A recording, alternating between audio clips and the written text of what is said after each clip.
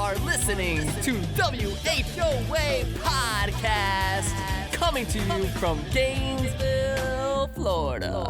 Hello, everybody, and welcome to another episode of the WHOA GNV Podcast, the Coronavirus Sessions, where our temporary mission is to save as many businesses and jobs as possible by sharing how your fellow business owners and professionals are navigating the impact of COVID-19. I am your host, Collin, and my co-host is Michael Dees.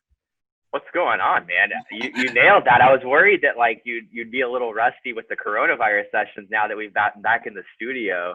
But no, you're like a boss on that. Thank you, man. Let's introduce some sponsors. So thankful again to have Gainesville Harley-Davidson sponsoring this episode. All my motorcycle riders out there, one of the most important things you can do is to keep your two wheels serviced properly, especially those tires. You know, it's the only thing between you and the ground. Gainesville Harley knows that on two wheels, your tires really matter. That's why they have free installation when you buy your tire from them. They don't want the cost to deter you from being safe. You buy the tires, they'll cover the labor. It's that simple. Now, I know what you're thinking. Is this just for Harley riders? Well, the answer is no. Gainesville Harley-Davidson can change tires on almost any motorcycle. So be sure to give them a call at 352-331-6363. That's 352-331-6363. And check out their awesome site at GainesvilleHarley.com. And thank you so much for your sponsoring us again.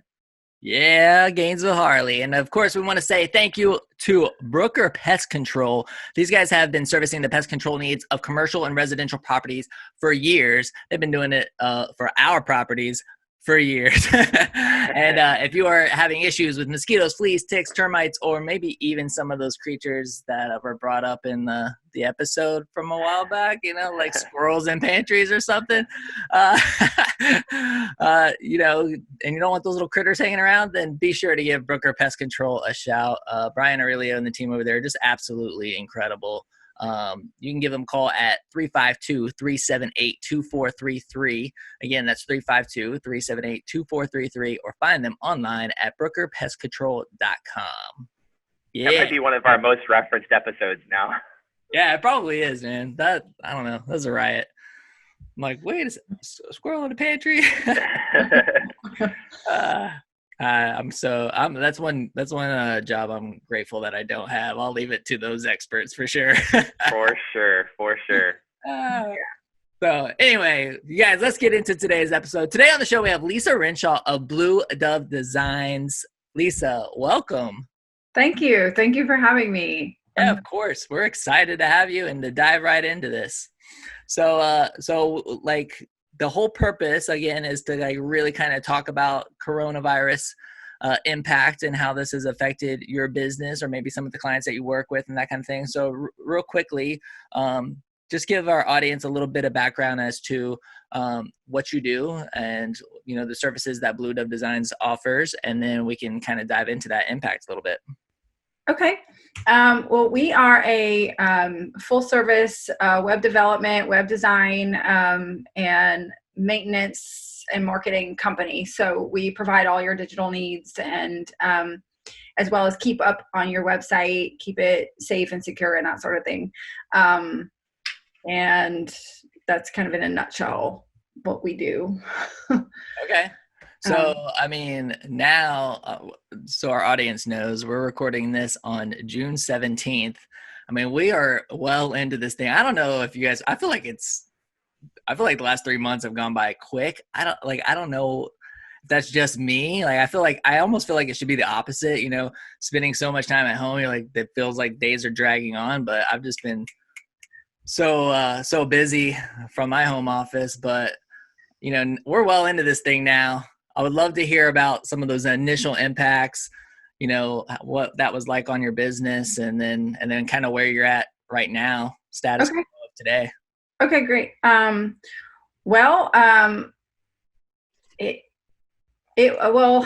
Let's see. So initially it was, okay, here's what we have, here's what we gotta do. I'm also a mom of 2 kids. So I'm a business owner and a mom. So I'm navigating like school and work, and how's my work schedule going to change, and how are we going to navigate this, and how are we going to, how are we going to pivot? So it was initially, most of our clients kind of hit the pause button on everything because nobody knew what was really going to happen. Everybody was uncertain. And so we just made it our effort to just reach out to all of our clients and we checked on every single person, offered them, any way we could to help them, whether it was put a notice on their website about what they were doing regarding COVID, do some extra little edits at no cost, just anything to kind of alleviate their stress and just help them mitigate through the process. Meanwhile, we were starting to pivot and look at the big picture.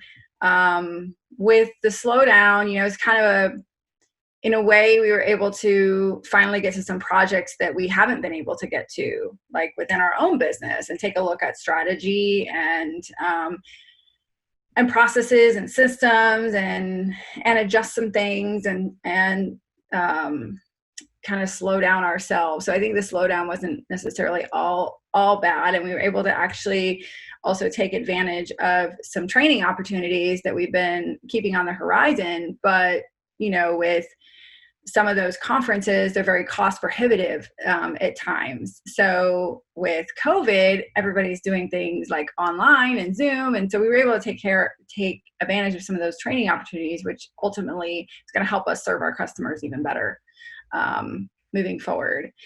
So we kind of took advantage of the opportunity to grow ourselves and just see how we could better serve our clients going forward. And now it seems that people have pushed the play button again, so to speak, and they're ready to get going. And we're seeing people that are starting new businesses.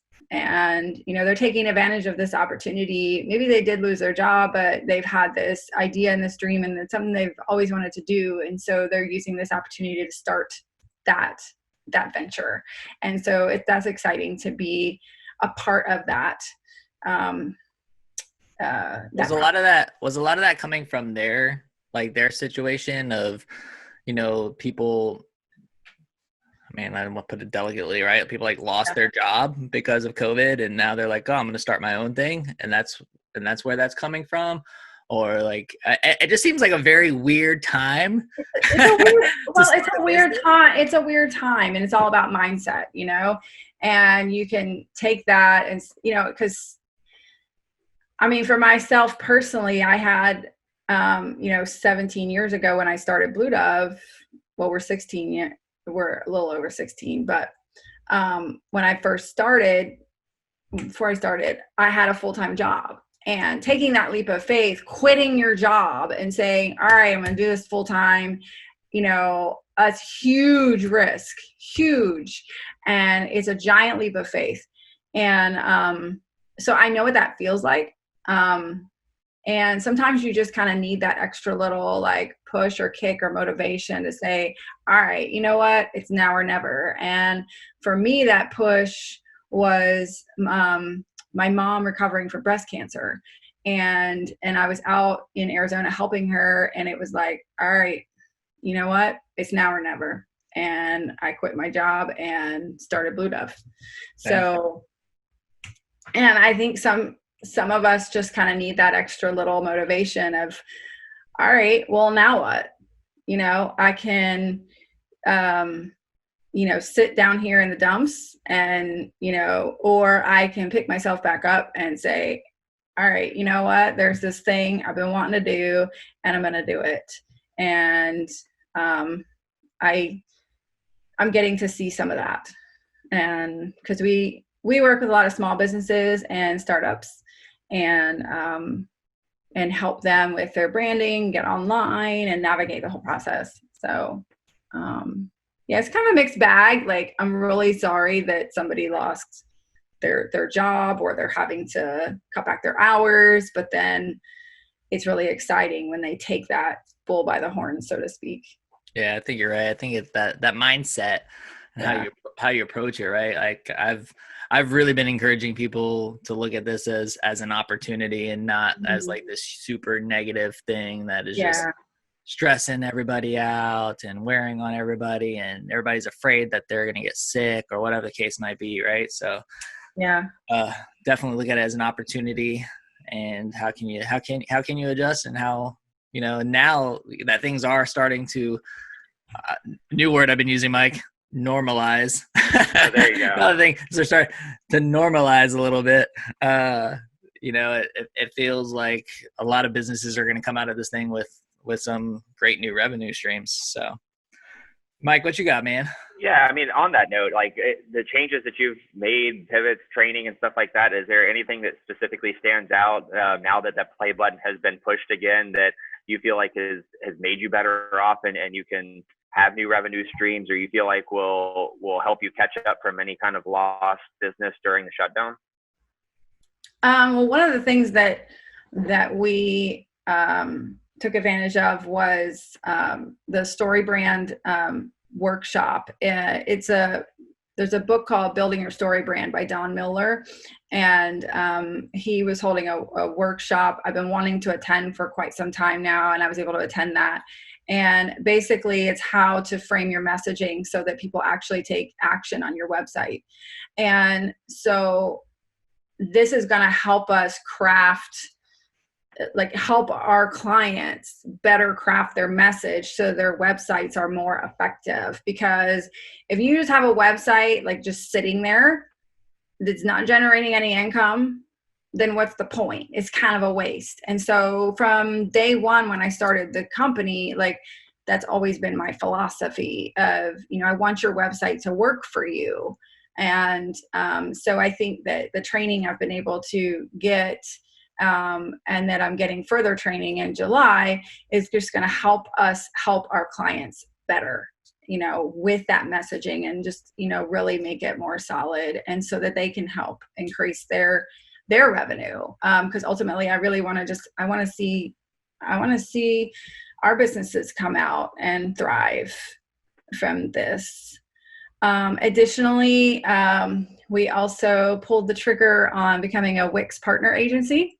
So we have added that to our tool set, and it's enabling us to offer another suite of products that's affordable to the small business and the startup to get them online and get them going. So the combination of the two, I think, is going to be really effective and really helpful.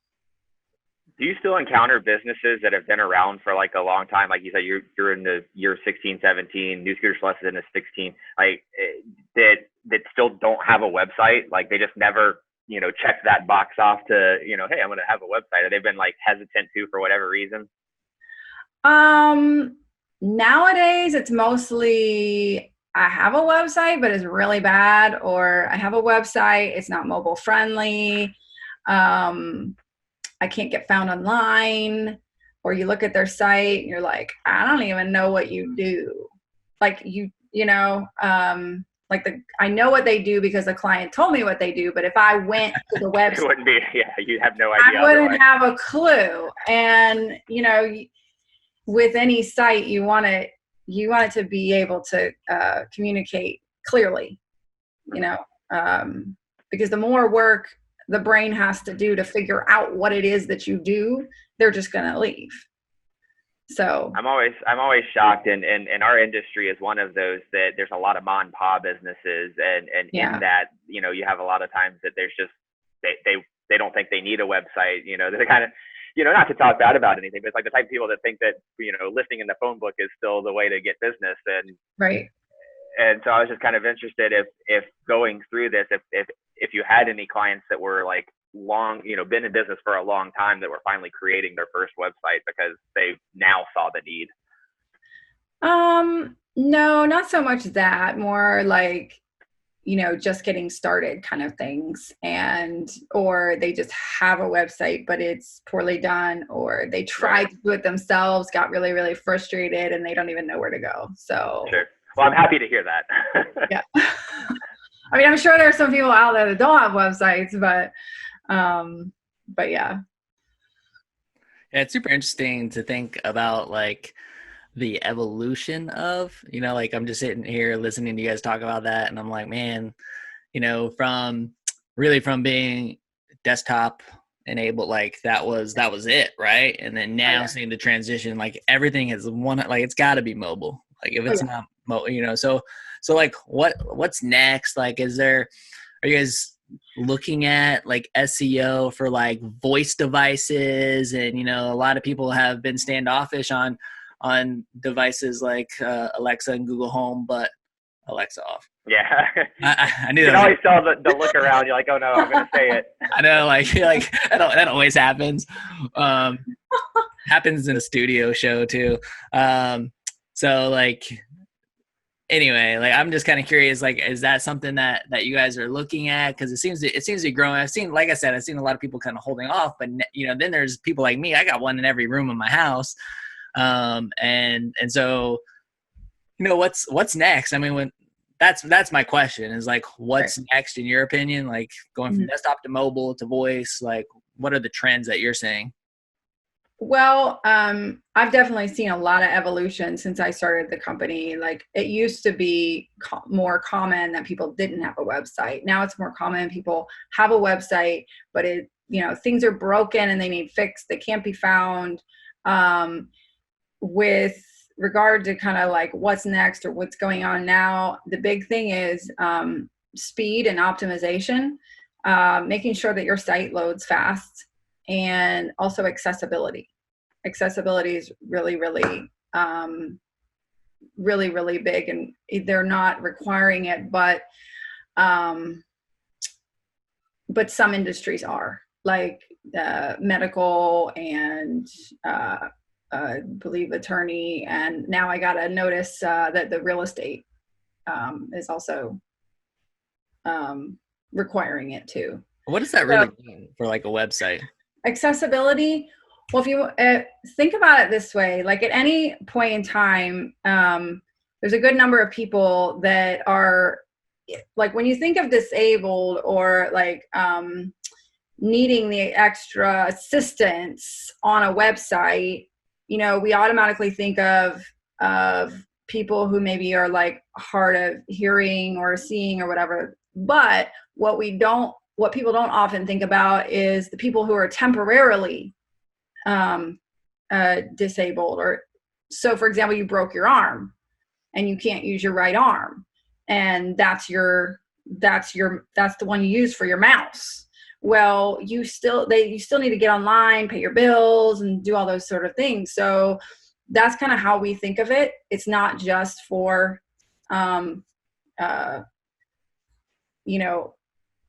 it's not just for certain disabilities. It's for any kind of impairment. That's the word I was looking for, impairment. So there's a lot that kind of goes into accessibility, but at the same time, so a lot of it is kind of common sense for us anyway. And if you think about the way we think about it is, if a screen reader is like reading that website out loud, how is it going to read it from top to bottom? Like, it's going to say like where the menu is, and this is a header tag, and here's the content, and this is a picture of a man sitting on a bench. So having those descriptions and the words in there, and colors are important too. Having them be a good contrast. Google has a measurement tool, and one of the 4 areas that they measure is accessibility. And it will, when you plug your website in, it will measure, it will take a look at all of those things and tell you what you need to fix and what you need to adjust. So I think they're going to start being more and more strict on accessibility. Right now, Google will ding you and drop you if your site doesn't load fast, if it doesn't have good performance. Yeah. It's a lot. I mean, there's a lot behind the scenes that people don't even realize that we do. And, but when we launch a site, that's what we're looking at, is those 4. So how do you communicate that effectively to your clients? Right. Because I think, that's definitely something that I think a lot of businesses struggle with, right? Like, I mean, like I'm in marketing too. We have an agency called Repaint the Wall, and I'm posting, and creating content, and doing a variety of different things. A lot of optimization stuff on YouTube. That's one of my favorites, is like YouTube optimization. I spend a lot of time Cool. doing that kind of stuff for clients, and then I'm like thinking to myself, I'm like, man, they really don't even know that I'm doing this. Like, I almost feel like I should record every time I'm working and send them like a 3-hour video saying, this is what I did for you today. You know what I mean? And so, like, what have you found to be effective to like letting your clients know, like, hey, this is what we've done for you? Sometimes it's just sending them the report. They may not, the initial report, and they may not understand everything in it, but we can give them a summary of, okay, see all these things, and these are all the things I need to go fix. If there's some like confusion, but usually if we say, well, we want you to be found, we want your site to be fast, we want the basic SEO tags in there, and we want you to be accessibility friendly. Usually that's pretty well understood, and then if they have questions, we dive deeper. Okay. Yeah, everybody's got to know that there's so many behind the scenes things that are happening that a lot of people just really don't know about, right? Well, yeah, and in loading a site fast, you've got to optimize all the images and everything that's on the site. So, and everything you load, every additional plugin, everything that you load in there, a special font, plugin, whatever, is going to bog the site down. And so we try to streamline the sites to have, the old adage, less is more. So the same is kind of true in web. Yeah. Cool. Yeah, we do a lot of educating, a lot of training, with people. I'm sure. So I wanted to ask this. I mean, this is a coronavirus session, and in that, one of the themes that comes up a lot is how the kids have adapted. And you said you have two. I'm curious, how old are they, and what is the challenges there been like? Did you get into the e-learning stuff, and how have they handled it? Well, I have a 7-year-old girl and a 4-year-old boy, and he was in preschool, and she's she's finished first grade now. That was a little bit of an adjustment, but I have to credit, we're blessed with a really great babysitter who lives next door, and she was able to continue watching the kids a few days a week so that myself and my husband could come into work. He actually works for the city. So we both continue to work. And their teachers were very, very supportive, which helped a tremendous amount. The kids have actually adapted pretty well. We live on 5 acres, so out in the country. So they were able to get outside a lot. And honestly, they've actually, I think, grown closer together as friends, which is nice, because all they have is like each other to play with. So did they miss the social interaction of seeing friends every day? Was that a problem, or were they just content hanging out, getting a little closer together? I think as parents, we take for granted sometimes that, like, when we want to see our friends, we could just say, before Corona, we could just say, hey, let's go out to lunch, let's go out to dinner, or whatever. But with our kids, in fostering those friendships, as parents, we have to make that extra effort to do that. Well, even during the coronavirus, we just really had to make a point to connect with the parents of our kids' friends and pop on and do, Facebook Messenger video or Zoom video or some way where they could at least see their friends and interact and, give them that time. And that's really helped them kind of cope with it. But they miss their friends, and, when are we going to see them again? And, just teaching them about why we can't, and the virus. And so they often will pray that everyone will stay healthy. And it's been honestly, I think it's brought our family closer together, and it's reframed, or it's, what's the word? It's changed our perspective on some things. Like before Corona, it was like busy, busy, busy, and picking up the kids and taking the kids, and like it was kind of frantic. And we've had this opportunity to really slow down, and everyone talks about this like normal. And my husband and I have been really talking about, what is our normal? What do we want that normal to look like? Do we want, like, honestly, I don't know if I want to go back to the whole rush, you know, uh, schedule that we had. Right. I think that's true for a lot of people, and it's going to be interesting to see how, that adjustment is made. We talk about people that got used to working remotely and having that, convenience, if you call it that, to be able to work from home. And then now things are opening back up, and they're required to go back into their jobs, and what is that like for you? You kind of get used to a certain way, and so it's, from a psychological aspect alone, it's going to be interesting to see how we move back, and what boundaries people start setting for themselves. Well, yeah, and I even, like, during the whole process, there was a period of time, like initially, where it was like, okay, oh my gosh, how am I going to handle this? How am I going to figure this out? And it was applying to whatever loans that I could for assistance for our business, and just trying to, with our team, what's the plan? I don't know the plan. We're going to figure that out. We're just going to, and then there was a point at time when I felt like, okay, well, I've applied to everything I can. Now it's just wait. And now it's work our strategy that we've come up with.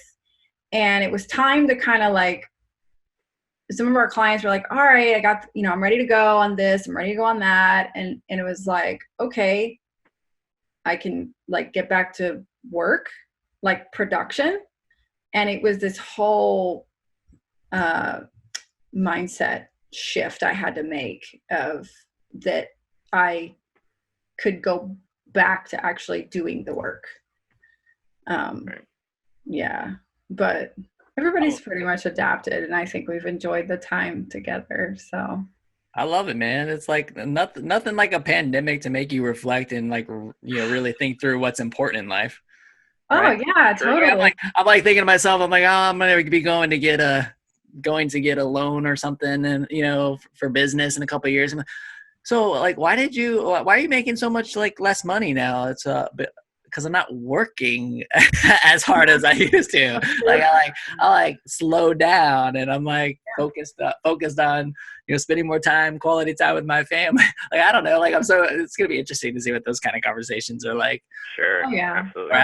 How can you streamline things? I'm not like, I'm telling Mike all the time, New Scooters for Less. I'm like, I'm really excited about this podcast and a lot of things happening. I'm like, I want to focus on the podcast. I want to focus on the podcast. And like, so what does that mean? It means like, I'm not going to be on the showroom floor selling scooters at New Scooters for Less anymore, Yeah. So it's like figuring out what things to streamline, how to focus on, the new passions or the things that are coming up, and carving out time for that stuff. And, I'm in the same place with family. Like, I think, I've said it multiple times on this podcast. I'm like, dude, we've had more quality family dinners in the last 2 months than we've had in the last 2 years. What is that? What does that say? So it's crazy, but I think we all had that opportunity with sports being canceled. My kids play travel soccer, so all that stuff got postponed. Now that stuff's starting to pick up again. So it's like, all right, like do we want to go back? We're in the same place as you, Lisa. It's like, do we want to go back to like the hustle, bustle, chaos way of life? Or do we want to like keep things kind of cool and calm like they have been? And I don't know. Yeah. And scale back. Yeah. I mean, my kids are both in dance, and dance classes opened back up. But this weekend is the showcase, and then dance is pretty much done. So I don't know what we're going to do, but we're going to have fun. Yeah. Well, cool. Yeah. This has been a lot of fun. Thank you for joining us today. Hey. why don't you tell our audience where they can connect with you and find out more about your business? Okay. Well, you can visit us on Facebook at Blu Dove Designs and that's blue without the E. Or you can visit our website at bludovedesigns.com. Again, blue without the E. And or give us a call, shoot us a message. Does the name have any significance? Like, where did you come up with that name? Actually, it kind of does. So blue is my favorite color. And the spelling blue is the name of one of my favorite horses that a friend of mine used to own. And I wanted to be a little bit different. So I spelled it BLU. Dove is my credit to God for all of the talents that he's provided. And designs was just kind of to encapsulate everything that we do. So love it. Well, thanks again so much for joining us. Thanks for having me. Yeah, everybody who's listening, thank you for listening. Definitely share our episode. Feel free to check out whoagnv.com to connect with our sponsors. We have all the links on there. Definitely support our sponsors. You can buy a podcast shirt. Whatever you can do, definitely support us and definitely do what you can to keep helping us get this mission, out there of really supporting our community. It's just been, I'll let Mike finalize things, but for me, it's been such a privilege to even do all these coronavirus episodes. I mean, this is like number 54, I think. And the fact that we've done 54, that's like a year's worth of content for us normally, right? It really is. Yeah, absolutely. Awesome. A few months, it's been pretty incredible. So thank you so much for having me. It's been fun. Yeah, no, absolutely. No, please support our sponsors. Please support our guests. It's been great to kind of get everybody connected, get everybody's stories out, and see how people have navigated this. Before we wrap up, I do want to ask Lisa real quick. I know you're a big Gator fan. Are you nervously anticipating the start of the season? What are your thoughts? Is it going to happen? I haven't really thought about it, to be honest. No, you haven't thought about it? I feel like it's like getting that time where you start getting the itch for like Gator sports to start up. I saw your website, all your orange and blue and Gator tattoos on you. Well, with, not sure what's going to happen, I just, I usually get excited about July, beginning of August. Yeah. So we shall see. We shall see. We shall see. Oh. WHOA GNV podcast, the podcast bringing you businesses and individuals that make you go, whoa. Give us your best whoa, Lisa. Whoa. We'll see you later, everybody. Bye.